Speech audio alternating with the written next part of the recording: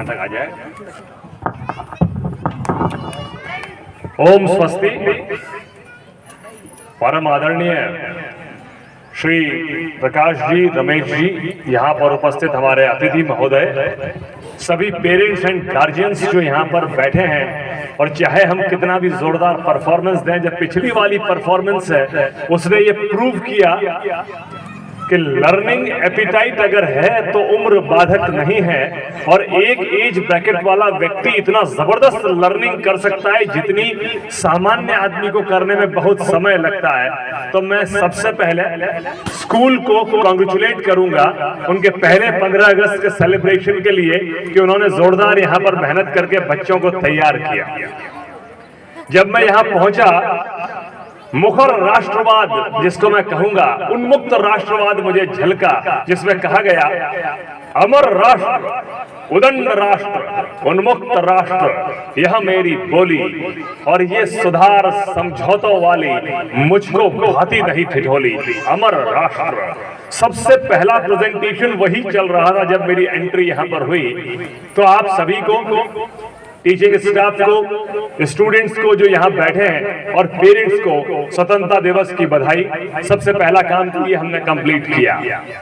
अब नंबर 2 पर जो मुझे समझने की बात है, 4 मिनट का 5 मिनट जो समय है, हमें और आपको, स्पेशली पेरेंट्स को, अपने बच्चों में ये गर्व का भाव इनकलकेट करना चाहिए कि इस देश पर गर्व करें, देशभक्ति फैशन बने, ये अवस्था लेकर के आए, क्योंकि पूरे विश्व में सबसे बड़ा लोकतंत्र भारत है। सबसे ज्यादा फूड ग्रेन का प्रोडक्शन, सबसे ज्यादा सीमेंट का प्रोडक्शन, सबसे ज्यादा दूध का प्रोडक्शन, सबसे ज्यादा पत्र पत्रिकाओं को पढ़ा जाना और छपना, सबसे ज्यादा इंटरनेट, सबसे बड़ा उपभोक्ता, और यहां तक कि सबसे ज्यादा वेब पोर्टल्स हमारे देश में होते हैं। गर्व करना चाहिए कि हम इस पावन धरती पर जन्मे हैं।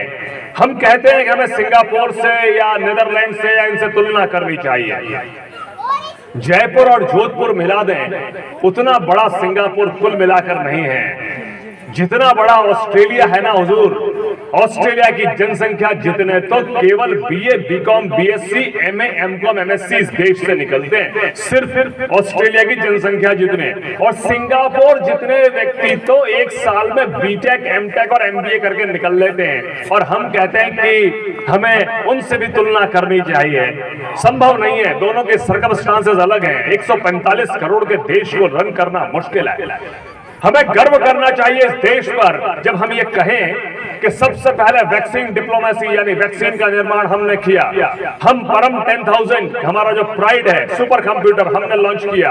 आर्टिफिशियल इंटेलिजेंस के फील्ड में, कंप्यूटर्स के फील्ड में हम नंबर 1 के लेवल के ऊपर पहुंच रहे हैं। और इतना ही नहीं, सिर्फ इतना ही नहीं हमने किया, इसके अलावा हम अपने सैटेलाइट का प्रक्षेपण कर सकते हैं। चंद्रयान 2 का आपने भले सफलता असफलता कुछ भी रही हो, लेकिन हम चांद तक पहुंचने की उम्मीद रखते हैं। इन सब के साथ साथ हमारे पौराणिक टेक्स्ट हमको कहते हैं अजय्यांच विश्वस्य देहि शक्तिम सुशीलम जगद्येन नम्रम भवेत्। इसका अर्थ सिर्फ ये है कि हम एक अजेय विश्व की ताकत बने और अपने सुशील और विनम्र व्यवहार से समूचे विश्व पर छा जाएं। ये लेवल हमें आज इस प्लेटफॉर्म से मेंटेन करने की बात सोचनी चाहिए। मुसीबतें हैं। आपने कहा राष्ट्र पर गर्व कीजिए, बिल्कुल गर्व करेंगे। समस्याएं हमारे यहां पर हैं सर, ये तो पॉजिटिव बात थी। 52% व्यक्ति, ये अब नेगेटिव बात भी करनी चाहिए दो घड़ी। इस देश के 52% लोगों ने, रिसर्च के बिना बात नहीं करता हूं हुजूर, 52% लोगों ने रिश्वत का लेन देन आपस में किया है। ग्लोबल करप्शन बैरोमीटर की रिपोर्ट के हिसाब से 2/3 भारतीय ये मानते हैं कि इस देश के सिस्टम का कुछ भी नहीं हो सकता। ये हमारे लिए निराशा के विषय हैं, इनको भी एड्रेस करना जरूरी है। हम कहते हैं यत्र नार्यस्तु पूज्यन्ते रमन्ते तत्र देवता, लेकिन सबसे ज्यादा फीमेल इन्फेंटिसाइड भी, यानी गर्भ में ही बच्ची को मारना, वो भी हमारे देश में ही। तो इन चुनौतियों का हम सामना करेंगे, लेकिन इन सामना करने के साथ ही हम एक बात जरूर कहेंगे कि व्यक्ति बलिदान के लिए कब तैयार होता है। भगत सिंह को 23 साल की एज ब्रैकेट के अंदर वो नहीं रहे, 25 साल में चंद्रशेखर आजाद, ये तो खैर अलग बातें हैं। विनायक वीर दामोदर सावरकर, आपको सुनकर के हैरत होगी, यातनाओं की पराकाष्ठा जो पार कर सकता होगा उतनी यातनाएं उस व्यक्ति को अंडमान जेल में दी गई काला पानी की सजा में। मुंह से आवाज निकलनी बंद हो गई वीर विनायक दामोदर सावरकर के, लेकिन उसने अपना स्ट्रगल कंटिन्यू किया।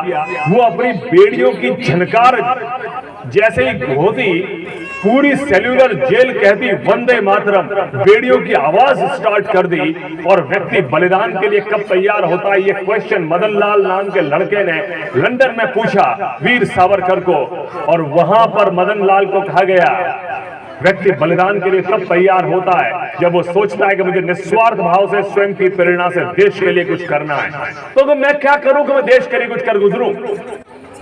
वाइली को मार दे, लाला लाजपत राय के डेथ के अंदर उनका योग, उनका बड़ा जोरदार रोल है, मार। कुछ दिनों बाद मदन लाल ढींगरा ने वाइली को मार दिया, बलिदान के लिए तैयार हो गया। This is the motivation of an individual. ये वीर विनायक दामोदर सावरकर का लेवल है। यहाँ पर सिर्फ सावरकर ही नहीं है, कुंवर सिंह अपना हाथ काट के गंगा में डाल दिया अगले ने कि मेरा ये हाथ मैं कुर्बान करता हूँ, जख्मी हाथ है, लड़ता रहूंगा एक हाथ से। तात्या टोपे के लिए कहा गया, ब्रिटिश सत्ता ने लिखा है सर, मैं उस लिखे हुए को पढ़ रहा हूँ कि तात्या टोपे इतना खतरनाक शत्रु है, इतना उस्ताद, इतना ज्यादा स्ट्रेटेजिक है कि अगर मुझे चांस मिले तो मैं इसको 2 बार मृत्युदंड देना चाहता हूँ, एक बार से तो मेरी प्यास नहीं बुझेगी। ये स्टैंडर्ड इतना जबरदस्त हमारे फ्रीडम फाइटर्स ने काम किया है। हमें अपनी पीढ़ी को बताना चाहिए कि इतने मुश्किलों के बाद हम इस सोपान पर पहुंचे हैं, और हम ये भी इनको कहें कि श्रुतम चैव यत्कंटका कीर्ण मार्गम स्वयं स्वीकृतन्न स्वगम कारयेत, यानी हमें पता है कि कांटों से भरा मार्ग है, चुनौतियां आसान नहीं है उनको फेस करना, लेकिन हम उन चुनौतियों को फेस करके आगे बढ़ेंगे। सर आप सभी इंडिविजुअल्स जो बुद्धिजीवी यहाँ बैठे हैं, बच्चों को एड्रेस नहीं करेंगे, छोटे बच्चे, इनको प्रेजेंटेशन में दिलचस्पी है, लेकिन पेरेंट्स को हम एड्रेस करेंगे। देश का पहला चरण होता है धावक का चरण, दौड़ता है, संसाधनों के लिए दौड़ता है, मुझे अच्छे पैसे मिले, मैं कमा लूं, सीमेंट प्रोडक्शन हो, उद्योग लग जाएं। धावक चरण को हमने पार कर लिया साहब। दूसरा होता है योद्धा का चरण, मैं श्रीलंका से, पाकिस्तान से, अफगानिस्तान से, यूएसए से आगे निकल जाऊं। योद्धा तो हम लड़ लिए, उनसे आगे निकल गए। तीसरा होता है बड़े भाई का चरण, हम रहे बड़े भाई के चरण में। श्रीलंका परेशान, भारत ने मदद की, वैक्सीन नहीं, हमने मदद की। आप लोगों को ध्यान है या नहीं, अभी एक रिपोर्ट आई कि भारत में भुखमरी बहुत है और भूखे मरने वालों में भारत बहुत आगे है। 3 दिन बाद ऑनरेबल प्राइम मिनिस्टर ने अपने फूड ग्रेन का एक्सपोर्ट करवाना बंद कर दिया कि मैं एक्सपोर्ट नहीं करता हूं। 84 कंट्रीज के भूखे मरने की नौबत आ गई। वो बोलेगा हम कहां जाएं? तो आपने तो कहा था हमारे यहाँ भुखमरी है, तो why you are saying this thing to us? तो ये सब कहना बेकार है। तो तीसरी चीज है बड़ा भाई, हम हेल्प करते हैं। पाकिस्तान तक को हमने वैक्सीन दी, हमारा ऐसा पड़ोसी था, उसके बावजूद दी। लेकिन अभी हम चौथे चरण पर नहीं पहुंचे। चौथा चरण है स्वानुभूति का चरण। स्वानुभूति वो होती है जब आदमी खुद अनुभूत करता है कि मेरी ड्यूटीज क्या है। अधिकारों का रोना नहीं रोता, ड्यूटी का पालन करता है, रास्ते चलते थूकता नहीं है। एक किले पर जाकर के सुरेश संग सुनीता ये जोल को घुमा करके दिल नहीं बनाता है। पड़ोसी के आगे अपने घर का कचरा नहीं डालता है, स्वच्छता का ध्यान रखता है। ये स्वानुभूति चरण है। मेरी रिक्वेस्ट है हम स्वानुभूति पर जाएं। अंत में आप सभी के साथ जो इस कार्यक्रम की थीम थी वो दोहरा कर अपना स्थान लूंगा। भाषण का स्थान नहीं है, क्योंकि ये तो सर मेरे मतलब वो जो है मुश्किल से शांत हुआ करता जब भी यह रक्त उबलता है। हम जीवित नहीं छोड़ते हैं उसको जो जहर उगलता है। इतिहास कथाएं कहता है अब तक अचूक संधानों की, हम पर प्रहार करने वाले चिंता कर अपने प्राणों की। फिर आज भुजाएं फड़क उठी भारत के वीर जवानों की, हम पर प्रहार करने वाले चिंता कर अपने प्राणों की। देश करवट ले रहा है, लेगा, इन्हीं बच्चों के साथ लेगा।